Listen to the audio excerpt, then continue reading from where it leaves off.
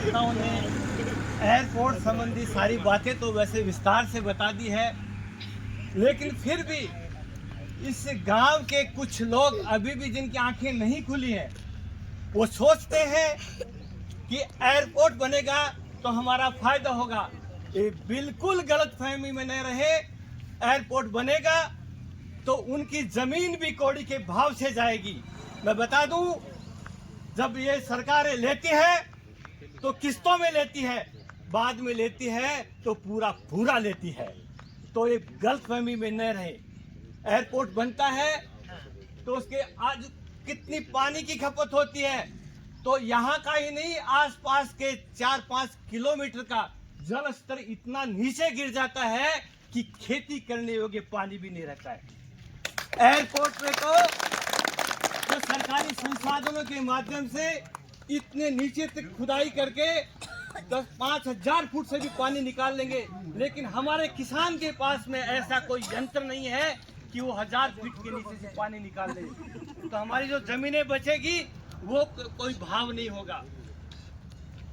मैं सैनिक हूँ तो शेखावाटी वैसे ही वीर प्रसूताओं की भूमि रहा है। यह हमारी माताओं ने पालने में ही सिखाया है जीना। इला न देनी आपनी हालरिए हुलराए, पूत सिखावे पालने मरण बढ़ाई पाए।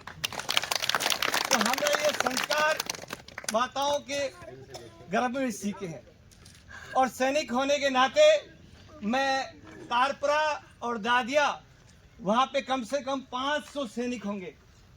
मेरा सैनिकों से करबद्ध निवेदन है कि जहां भी ड्यूटी पे तैनात है वहां अपने कमांडर के माध्यम से शीर्ष नेतृत्व तक चिट्ठी भिजवाए कि एक सेना का जवान हिमालय की पहाड़ियों में हार्ड कपा देने वाली ठंड में चौकसी करता है, वही सेना का जवान 55 डिग्री में बाड़मेर जैसे रेगिस्तान में तैनात रहता है। वही सैनिक नौसेना में उफनते तूफान के मध्य नौकरी करता है। जब सैनिक सीमा को छोड़ करके अपने गांव की धरती को बचाने के लिए आएगा तो सोचो कितनी विडंबना की बात है। जब सैनिक गांव में आएगा तो लड़ाई बॉर्डर पे कौन लड़ेगा, लड़ाई बॉर्डर पे कौन लड़ेगा।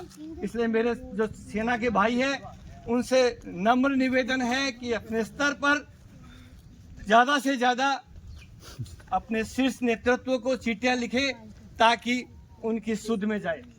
एक किसान बेचारा क्या कर सकता है, 2 बीघे जमीन में पूरा जीवन बसर करता है, उसकी वही पेंशन है, वही दवाइयों के लिए है, वही बच्चे को पढ़ाने के लिए है।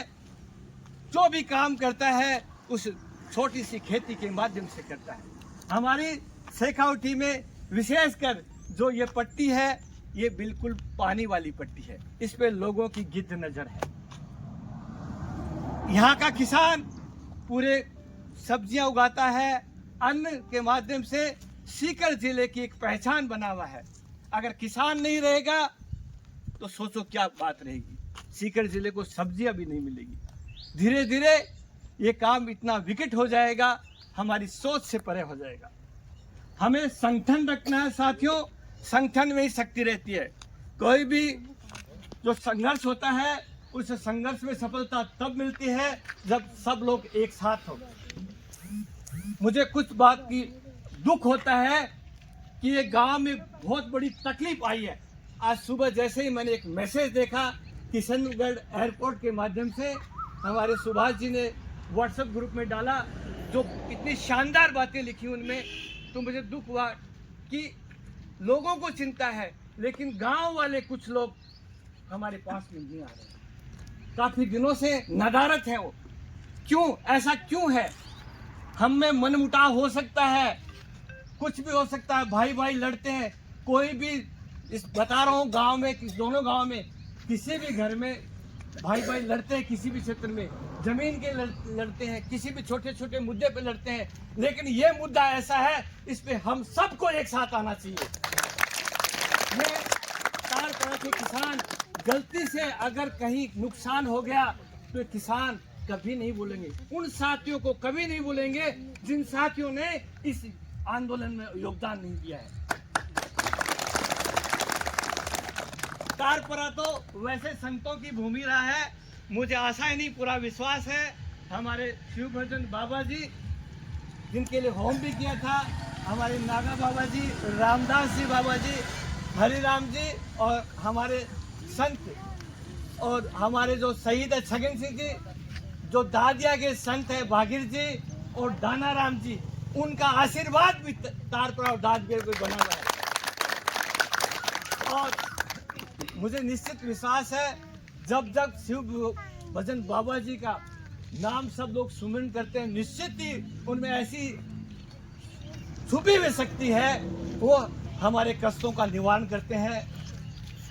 मैं एक घटना के बारे में कल बता दिया होगा, हमारे शेखावटी के संत बैजनाथ जी हमारे बीच में नहीं रहे, तो मैं परमपिता परमेश्वर से कामना करता हूं कि आप भी उनके श्री चरणों में उनको स्थान दें, जहां भी वो भी हमें आशीर्वाद दें। तो बातें तो सारी बता दी, काफी कुछ हो गया।